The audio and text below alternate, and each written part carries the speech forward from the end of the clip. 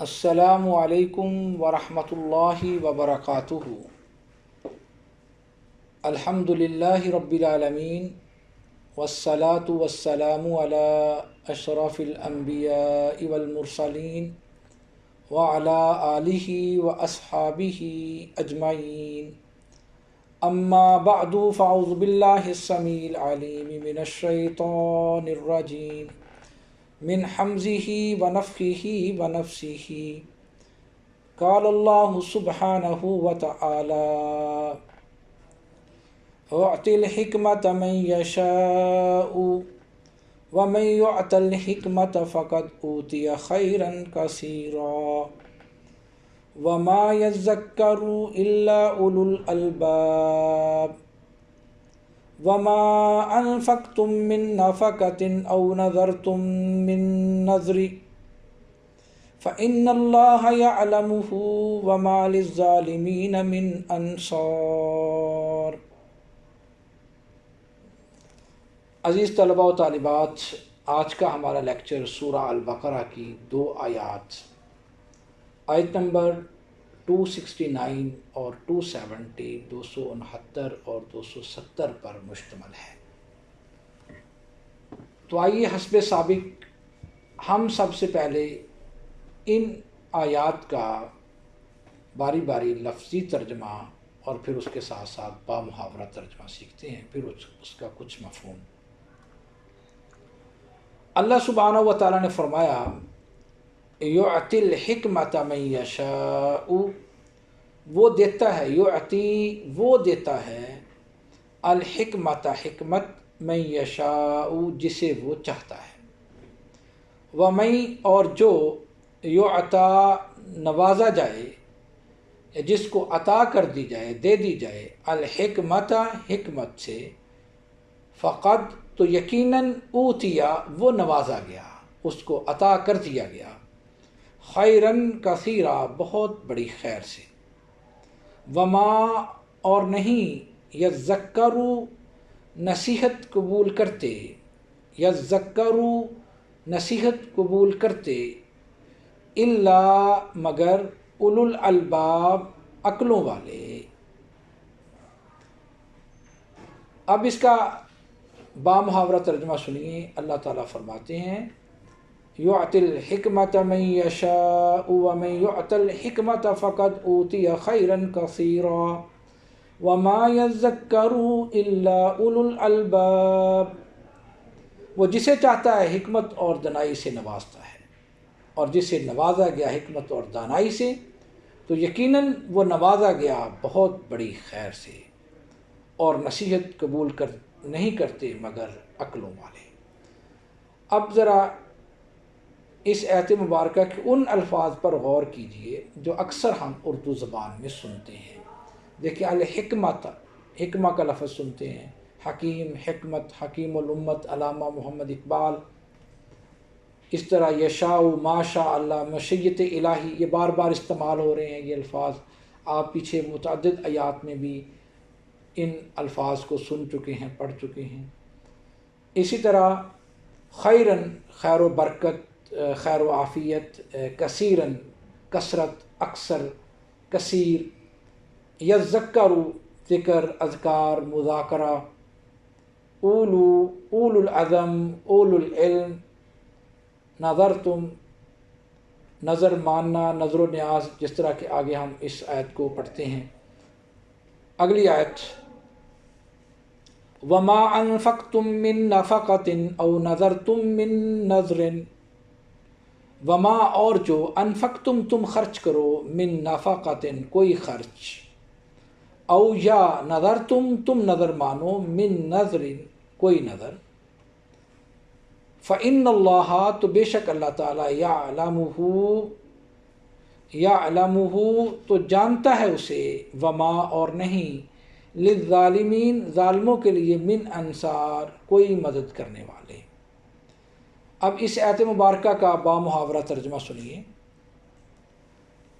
وما انفقتم من نفقۃ او نذرتم من نذر فإن اللہ یعلمہ وما للظالمین من انصار، اور جو تم خرچ کرو کسی بھی قسم کا خرچ، یا تم نظر مانو کوئی نظر تو بے شک اللہ جانتا ہے اسے، اور ظالموں کے لیے کوئی مدد کرنے والا نہیں۔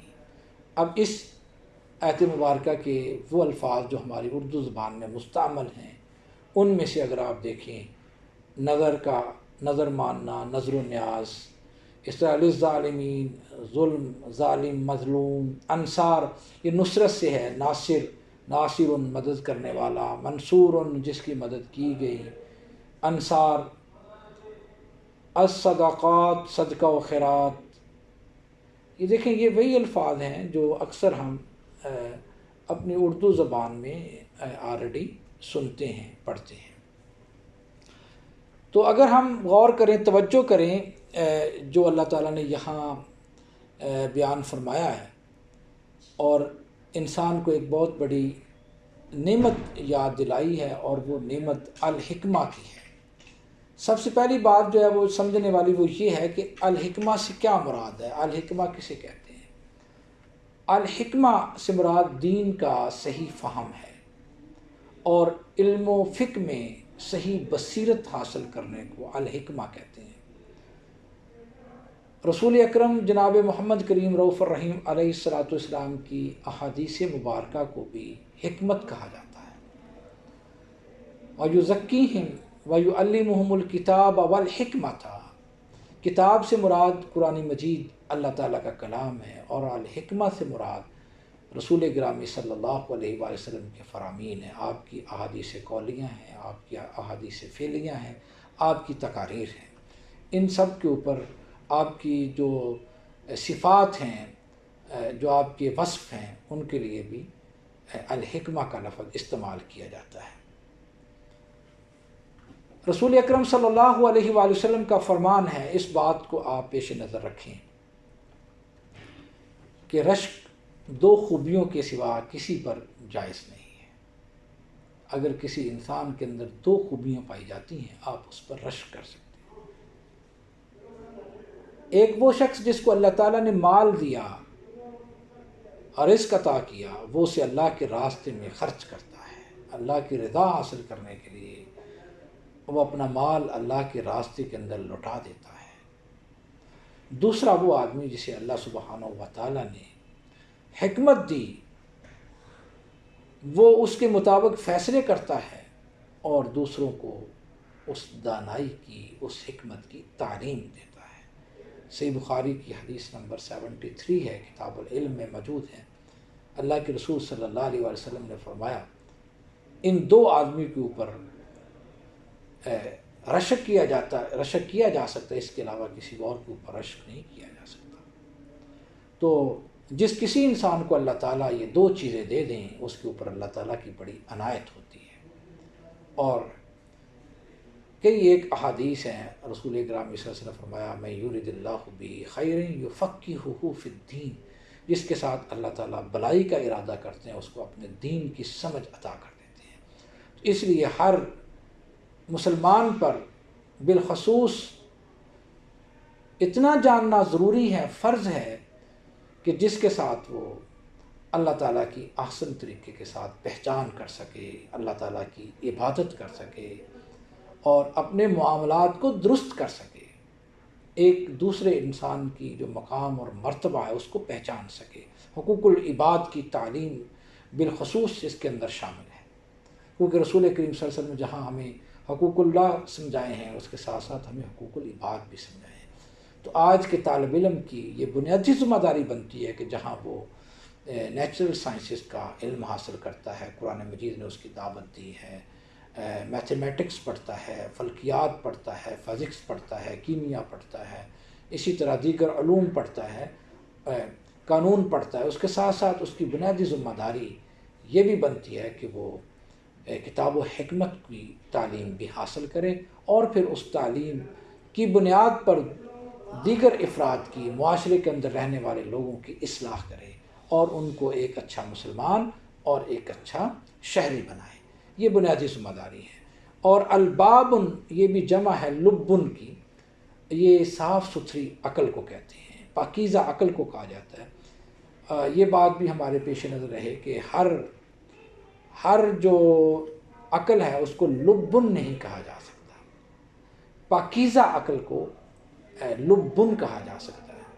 تو اللہ سبحانہ و تعالیٰ نے یہاں یہ بات بیان کی ہے کہ وما یذکر الا اولو الالباب، جو وہی لوگ نصیحت حاصل کرتے ہیں جو پاکیزہ عقل والے ہوتے ہیں، جو بیدار عقل ہوتے ہیں، بیدار مغز ہوتے ہیں۔ تو ہمیں بیدار عقل بھی بننا ہے اور بیدار مغز بھی بننا ہے، اور صحیح اور نقل کی، کھرے اور کھوٹے کی پہچان کرنا ہے، اپنا تعلق اللہ سبحانہ و تعالیٰ کے ساتھ بنانا ہے۔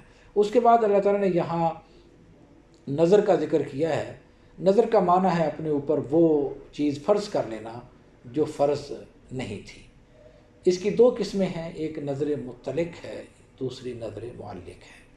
نظر مطلق وہ ہے کوئی شرط لگائے بغیر صرف اللہ کی رضا کے لیے، اللہ کو خوش کرنے کے لیے اس کو پورا کیا جائے، یہ نظر اللہ تعالیٰ کو بہت محبوب ہے، بہت پیاری ہے۔ دوسری نظر معلق ہے کہ اگر میرا فلاں کام ہو گیا تو میں اتنے نوافل ادا کروں گا، عمرہ کروں گا، حج کروں گا، یعنی اس کو مشروط بنا دیا جائے، یہ نظر اللہ تعالیٰ کو پسند نہیں ہے، کیونکہ اللہ تعالیٰ کے ساتھ شرط نہیں لگانی چاہیے۔ اس قسم کی قسم پر اگر اس کو پورا نہ کر سکیں، اس قسم کی قسم پر، اس قسم کی جو نظر ہے اس کے اوپر کفارہ ہے۔ سورہ المائدہ میں اللہ تعالیٰ نے 89 نمبر آیت کے اندر اس کا کفارہ بیان کر دیا ہے کہ 3 کاموں میں سے جو کر سکے وہ کر لے، 10 مسکینوں کو کھانا کھلائے، یا ان کو کپڑے پہنا دے، یا ایک گردن آزاد کر دے، یا 3 دن کے روزے رکھ لے۔ تو جو نظر ہے اس کو پورا کرنا ضروری ہے، ایسی نظر جس کے اندر اللہ تعالیٰ کی رضا و خوشنودی ہو، اس پر اجر اور ثواب ملتا ہے، اللہ تعالیٰ اس سے بڑا خوش ہوتے ہیں۔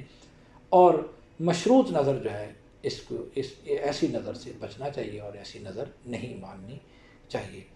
تو عزیز طلبہ و طالبات، آپ ان آیات پر غور و فکر کریں، تدبر کریں، بصیرت حاصل کریں، ان کے معانی کو سیکھیں۔ اس کا طریقہ کار یہ ہے کہ قرآن مجید اپنے سامنے رکھیں، اس پر اس کو لکھیں بھی، اور پھر اس کو بار بار سنیں بھی، اور مختلف تفاسیر سے اس کا جو معانی اور مفہوم ہے وہ بھی اپنے ذہن کے اندر بٹھائیں، اس پر عمل کریں، اور اس علم کو، اس نور بصیرت کو افراد معاشرہ کے اندر بھی پہنچائیں۔